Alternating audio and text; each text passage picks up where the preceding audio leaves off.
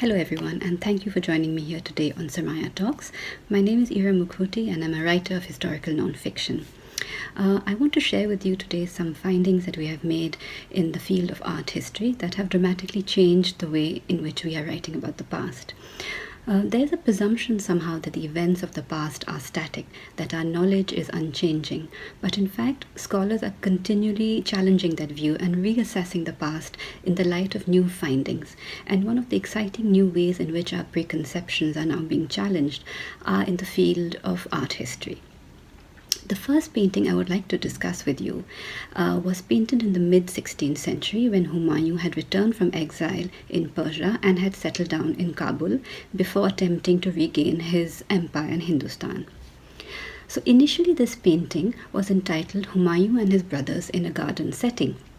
But now this painting has been painstakingly analyzed by an art historian called Ira Mukhoty, who has come up with some startling conclusions about this painting. To begin with, she draws our attention to the group of women in the middle left of the painting. As you can see, the men only occupy the lower half of the painting, and in fact there are a lot of groups of women in this painting. And the women on the left have been studied, and by analyzing their clothes, their jewelries, their physiognomy, Ira Mukhoty has concluded that these are actually portraits of royal women, including Hamida Banu Begum, Akbar's mother, Gulbadan, his aunt, and Bega Begum, Humayun's first wife. If you look at the second group of women on the top right, these are now believed to be Akbar's milk mothers, perhaps even Mahamanga, the famous Mahamanga, because we have analyzed their headdresses and their clothes. As for the men, they actually only occupy the lower half of this painting, with Humayun sitting cross-legged in the middle. The man seated in front of Humayun is presenting a painting to the Pasha, and by looking very carefully at this painting, it was found that this is in fact a portrait of the child Akbar himself. Then the art historian Ira Mukhoty actually visited Kabul and its outskirts, looking for rock formation, caves and trees depicted in this painting, and she has identified an actual site in the outskirts of Kabul where this painting may have actually been set.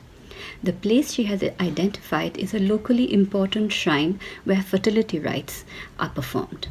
Now, if you and I had looked at this painting without knowing any of these layers of meaning, we would have seen a colorful, slightly psychedelic painting in a garden setting. But all these clues that we have gathered through the work of art historians point to the fact that this is in fact a highly important allegorical painting depicting sacred symbols to commemorate the circumcision of Akbar. This has allowed art historians to date this painting tentatively at about 1546, when Akbar was 4 years old, making this the earliest datable painting from the Mughal atelier. And these clues also help us to understand the importance that Humayun accorded to paintings and symbolism and occult mysticism, and how the many things that he did had a deeply evocative meaning in the 16th century. Today, if we don't place these actions in the context of the 16th century, we tend to think of him as an eccentric man. But these ideas resonated very deeply in the 16th century when other monarchs were toying with the idea of divine knowledge. And tying in with current information that we are now gathering about Humayun, this shows that he was in fact an erudite, literary man and not the opium-eating dilettante that we often imagine him to be.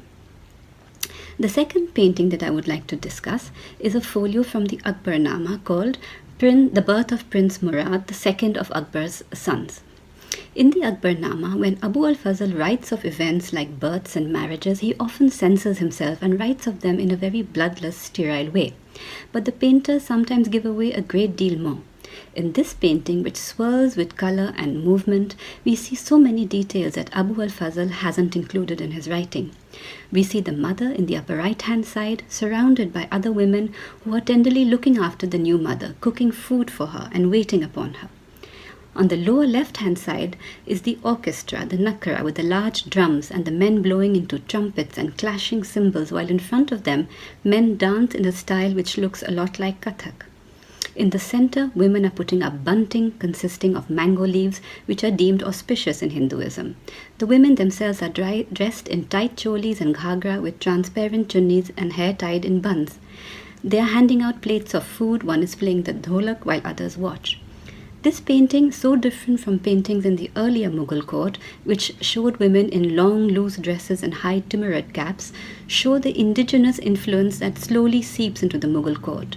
The paintings, and only the paintings, show us the ways in which Hindu and particularly Rajput culture was becoming part of this rich Mughal culture, which was freely borrowing elements from different religions. And these paintings allow a writer such as myself to describe these events with vivid details. That's all I have time for today. Thank you so much for joining me, and thank you to Sarmaya.